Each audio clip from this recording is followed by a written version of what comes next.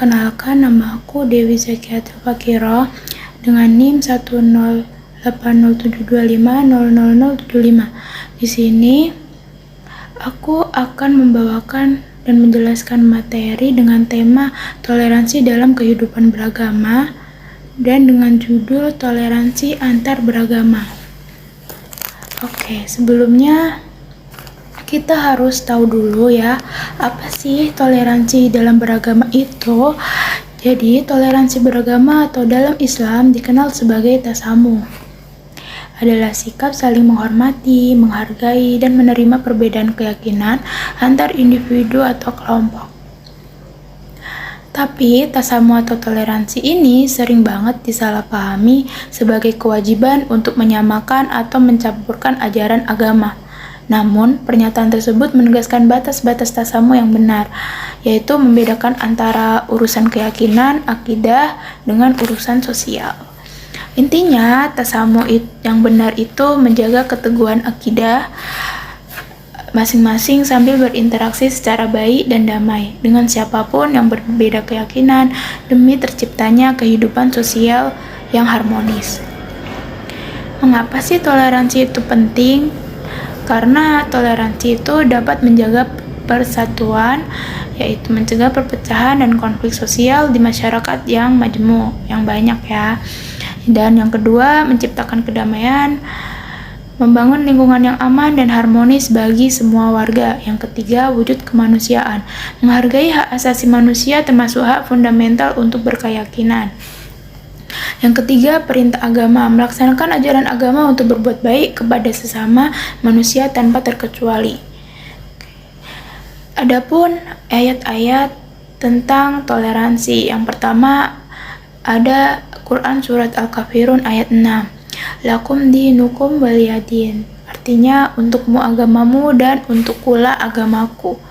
Ayat tersebut merupakan landasan utama tasamuh yang mengajarkan pemisahan tegas antara urusan keyakinan dengan urusan sosial.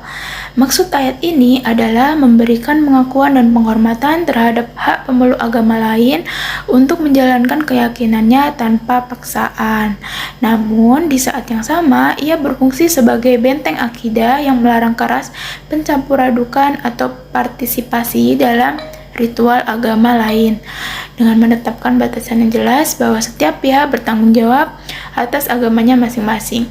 Ayat ini justru membuka ruang untuk terciptanya kerukunan, kedamaian, dan keharmonisan dalam interaksi sosial sehari-hari.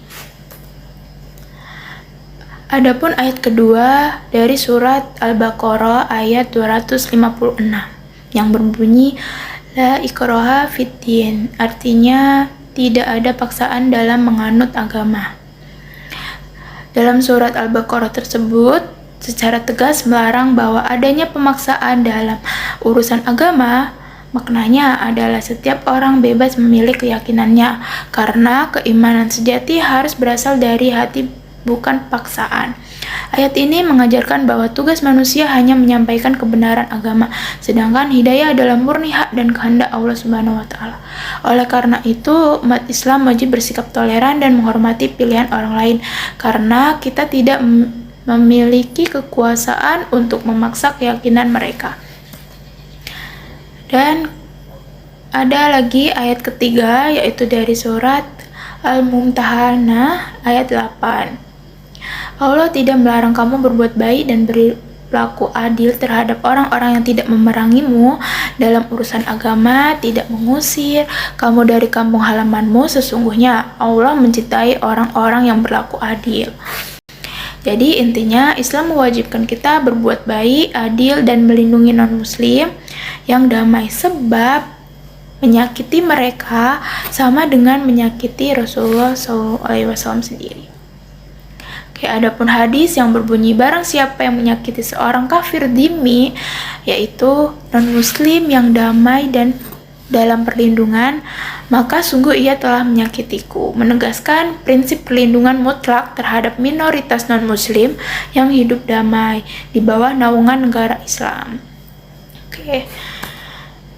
Adapun teladan dari Rasulullah SAW, yaitu Piagam Madinah adalah Konstitusi tertulis pertama di dunia yang dibuat oleh Rasulullah SAW untuk mengatur kehidupan masyarakat Madinah yang beragam, ada Muslim, Yahudi, dan lainnya. Dengan menjamin kebebasan beragama dan keamanan bagi semua golongan, mengakui semua warga sebagai satu umat di luar urusan agama, menetapkan kewajiban bersama untuk mempertahankan Madinah dari serangan musuh. Batasan toleransi. Toleransi dianjurkan. Jadi toleransi hal-hal yang dianjurkan dalam bentuk toleransi, yaitu yang pertama, bekerja sama membangun negara. Itu diperbolehkan ya. Menjenguk tetangga yang sakit, saling membantu saat bencana, memberi selamat atas kebahagiaan sosial, misal kelulusan, dan lain sebagainya. Yang kedua, yang dilarang ya dalam toleransi, yang tidak diperbolehkan yaitu mencampur adukan ritual ibadah, ya, mengikuti peribadatan agama lain. Kita agama Islam tapi ikut ibadah agama lain, nah itu tidak diperbolehkan ya. Yang ketiga, ada meyakini kebenaran teologi agama lain.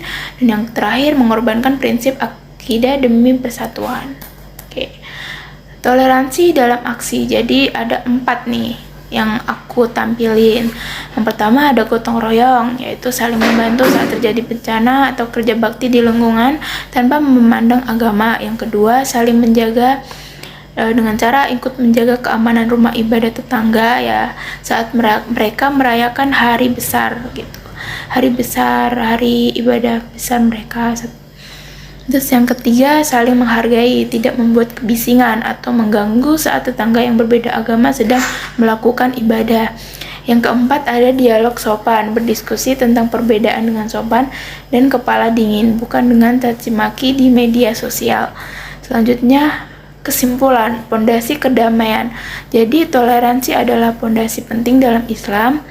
Ia bukan tanda kelemahan iman, tetapi justru cerminan kedalaman iman dan pemahaman. Kita dituntut untuk menghargai kemanusiaan yang berbuat adil kepada semua sambil tetap teguh pada prinsip akidah yang kita yakini.